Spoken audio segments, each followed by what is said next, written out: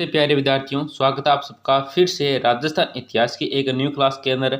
इस क्लास के अंदर हम महत्वपूर्ण प्रश्न देखेंगे राजस्थान इतिहास के, जो रीट मेंस है, फर्स्ट ग्रेड है, सेकंड ग्रेड है, सीईटी एग्ज़ाम है, बीएसटीसी एग्ज़ाम है, पीटीटी एग्ज़ाम है। इन सभी भर्ती परीक्षा बहुत ही महत्वपूर्ण है, तो ध्यान से देखना। बहुत ही महत्वपूर्ण प्रश्न है। क्लास का एक नंबर प्रश्न है आपका, राजस्थान की पहली महिला मुख्य सचिव कौन बनी। दोस्तों, जो राजस्थान की पहली महिला मुख्य सचिव बनी थी, ये कौन बनी थी? ऑप्शन आपके कुशल सिंह हैं, कांता खतूरिया, विमला कौशिक या शारदा भार्गव। तो यहाँ पे जो आपका सही उत्तर होगा वो हो जाएगा ऑप्शन नंबर ए। क्या ऑप्शन नंबर ए आपका सही उत्तर हो जाएगा? कुशल सिंह हैं, ये राजस्थान की पहली महिला मुख्य सचिव बनी थी। आपको याद रखना है, बहुत ही महत्वपूर्ण प्रश्न छपने वाला प्रश्न है। कौन बनी थी राजस्थान की पहली मुख्य सचिव? तो ऑप्शन नंबर ए आपका सूत्र हो जाएगा, पहला महिला थी जो मुख्य सचिव बनी थी राजस्थान के। ऑप्शन नंबर ए आपका सूत्र हो जाएगा कुशल सिंह। कौन? कुशल सिंह हैं। आपका अगला प्रश्न क्या है, देखो।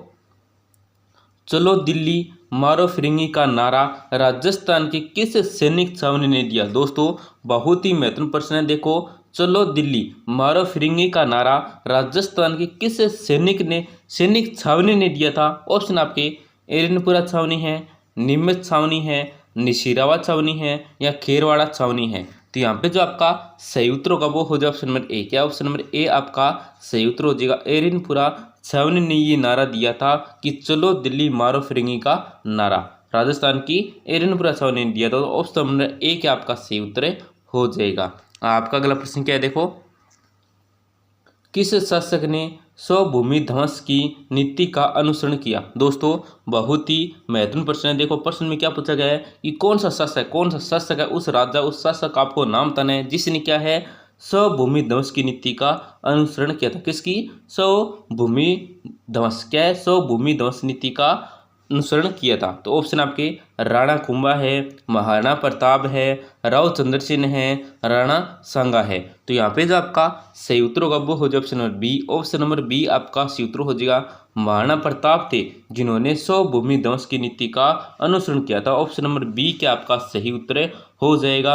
आपका अगला प्रश्न क्या है, देखो।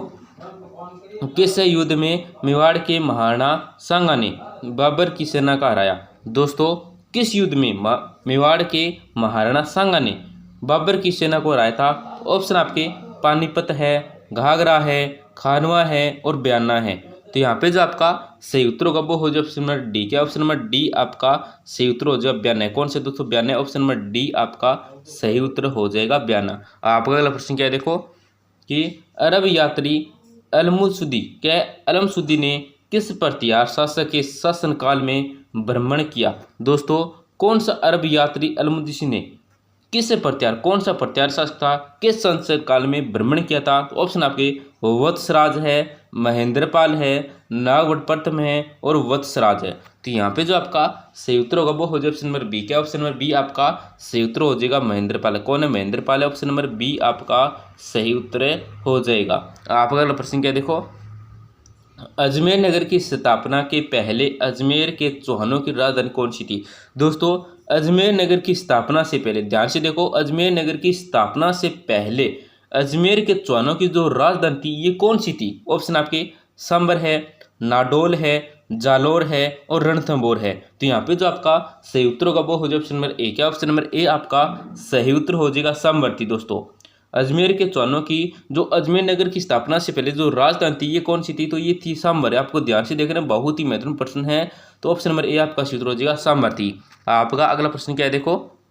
सुभाष चंद्र बोस जोधपुर प्रजामंडल हेतु जोधपुर कब आए? दोस्तों, सुभाष चंद्र बोस जोधपुर प्रजामंडल हेतु जोधपुर कब आए थे? तो ऑप्शन आपके 1936 ईस्वी में, 1937 ईस्वी में, 1938 ईस्वी में और 1939 ईस्वी में। तो यहाँ पे जो आपका सही उत्तर होगा वो हो जाएगा ऑप्शन नंबर सी। क्या ऑप्शन नंबर सी आपका सही उत्तर हो जाएगा? 1938 ईस्वी में दोस्तों सुभाष चंद्र बोस है वो जोधपुर प्रजामंडल हेतु जोधपुर आए थे। कब आए थे? तो 1938 में। ऑप्शन नंबर सी क्या आपका सही उत्तर हो जाएगा? 1938 में आए थे। आपका अगला प्रश्न क्या है, देखो। किस समाचार पत्र का प्रकाशन वर्धा से हुआ? दोस्तों, कौन सा समाचार पत्र है जिसका जो प्रकाशन है ये वर्धा से हुआ था? तो ऑप्शन आपके राजस्थान केसरी है, नवीन राजस्थान है, तरुण राजस्थान है, उपरोक्त सभी। तो यहाँ पे जो आपका सही उत्तर होगा वो हो जाएगा ऑप्शन नंबर ए। क्या ऑप्शन नंबर ए आपका सही उत्तर हो जाएगा, राजस्थान केसरी है। ऑप्शन नंबर ए आपका क्या है, सही उत्तर हो जाएगा। आपका अगला प्रश्न क्या देखो, दिवेर का युद्ध किन किन के मध्य हुआ। दोस्तों जो दिवेर का युद्ध हुआ था ये किन किन के मध्य हुआ था। ऑप्शन आपके महाराणा प्रताप एवं मुगल किलेदार सुल्तान खां के बीच। महाराणा प्रताप और शहजादा सलीम की सेना से में, महाराणा अमर सिंह हैं और शहजादा खुर्रम की सेना में।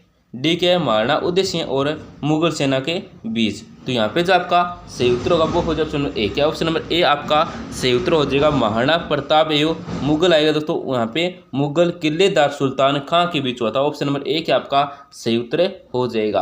आपका अगला प्रश्न क्या है देखो, राणा सांगा और बाबर के मध्य खानवा का युद्ध कब लड़ा गया। दोस्तों राणा सांगा और बाबर के मध्य जो खानवा का युद्ध लड़ा गया था ये कब लड़ा गया था। ऑप्शन आपके 13 मार्च 1527, 17 मार्च 1527, 16 फरवरी 1527, 18 फरवरी 1527। तो यहाँ पे जो आपका सही उत्तर होगा वो हो जाए ऑप्शन नंबर बी। क्या ऑप्शन नंबर बी आपका सही उत्तर हो जाएगा, 17 मार्च 1527 को दोस्तों राणा सांगा और बाबर के मध्य जो खानवा का युद्ध है ये लड़ा गया था। कब लड़ा गया था, तो 17 मार्च 1527 को। अरे ये पूछे कि खानवा का युद्ध किस किस के मध्य लड़ा गया था, तो राणा सांगा और बाबर के मध्य लड़ा गया था। ये भी आपको ध्यान रखना है। सन पूछे तो ये रही सन 17 मार्च 1527 को। आपका अगला प्रश्न क्या है देखो, अलाउद्दीन खिलजी ने रणथंबोर पर आक्रमण किया क्योंकि। दोस्तों अलाउद्दीन खिलजी ने रणथंबोर पर आक्रमण किया था क्योंकि राणा की सेना सुदृढ़ थी, सुल्तान के विद्रोहियों का शरण दी, राणा ने युद्ध की पहल की या जलालुद्दीन ने आदेश दिया। तो यहाँ पे जो आपका सही उत्तर होगा वो हो जाए ऑप्शन नंबर बी। क्या ऑप्शन नंबर बी आपका सही उत्तर हो जाएगा, सुल्तान के विद्रोहियों को शरण दी थी। इस कारण क्या दोस्तों अलाउद्दीन खिलजी ने रणथंबोर पर दोस्तों आक्रमण किया था। कब किया था, तो 1301 में। कब, 1301 ईस्वी में। आपका अगला प्रश्न क्या देखो, बप्पा रावल ने निम्न में से किसे मेवाड़ की राजधानी बनाया। दोस्तों बप्पा रावल ने, किसने, बप्पा रावल ने किसको मेवाड़ की राजधानी बनाया था। तो ऑप्शन आपके चावंड है, कुमलगढ़ है, खमनोर है या नागदा है। तो यहाँ पे जो आपका सही उत्तर होगा वो हो जाए ऑप्शन नंबर डी। क्या ऑप्शन नंबर डी आपका सही उत्तर हो जाएगा, नागदा को बप्पा रावल ने मेवाड़ की राजधानी बनाया था। किसकी राजधानी, मेवाड़ की राजधानी बनाया था नागदा को। किसने, तो बप्पा रावल ने। ऑप्शन नंबर डी क्या आपका सही उत्तर हो जाएगा। आपका अगला प्रश्न क्या है देखो,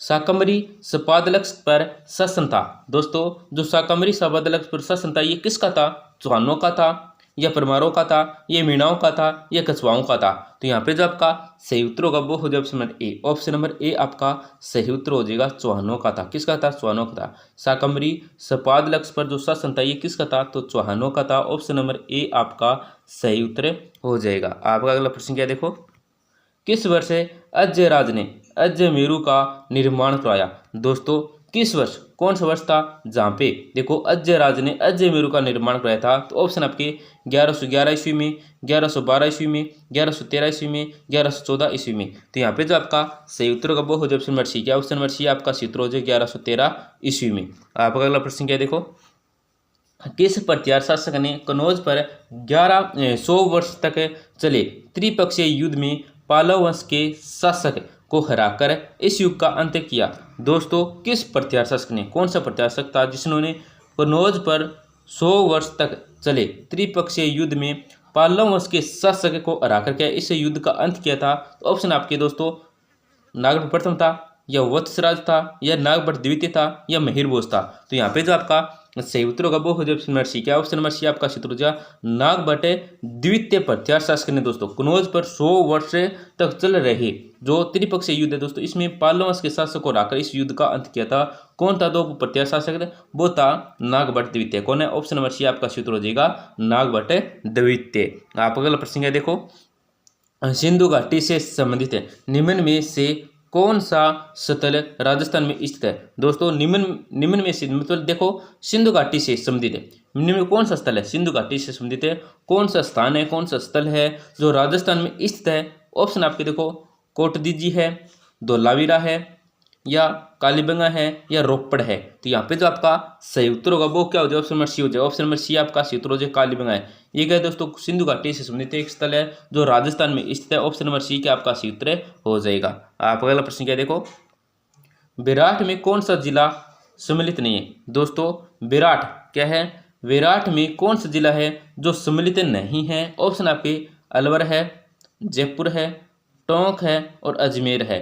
तो यहाँ पे जो आपका सही उत्तर होगा वो हो जाए ऑप्शन नंबर डी। क्या ऑप्शन नंबर डी आपका सही उत्तर हो जाएगा, अजमेर है। विराट में कौन सा जिला सम्मिलित नहीं है, तो अजमेर क्या दोस्तों विराट में सम्मिलित है जिला नहीं है, ये आपको याद रखना है। ऑप्शन नंबर डी क्या आपका सही उत्तर हो जाएगा, अजमेर। आपका अगला प्रश्न क्या देखो, कांगड़ कांड किस प्रजामंडल आंदोलन के दौरान घटित हुआ। दोस्तों ये जो कांगड़ कांड है ये कौन से प्रजामंडल आंदोलन के दौरान घटित हुआ था।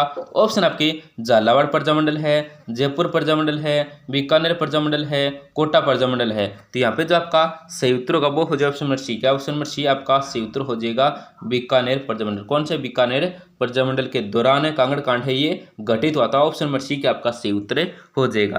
आपका अगला प्रश्न क्या देखो, पंछीड़ा गीत लिखा। दोस्तों ये जो पंछीड़ा गीत है ये किसने लिखा। ऑप्शन आपके जमुनालाल बजाज ने, जयनारायण व्यास ने, माणिक्यलाल वर्मा ने, हीरालाल शास्त्री ने। तो यहाँ पे जो आपका सही उत्तर होगा वो हो जाए option number C. Option number C आपका सही उत्तर हो जाएगा, माणिक्यलाल वर्मा ने दोस्तों पंछीड़ा गीत ये लिखा था। ऑप्शन नंबर सी क्या आपका सही उत्तर हो जाएगा। आपका अगला प्रश्न क्या है दोस्तों, 1890 के दौर में बिजौलियों में जागीरदार कौन थे।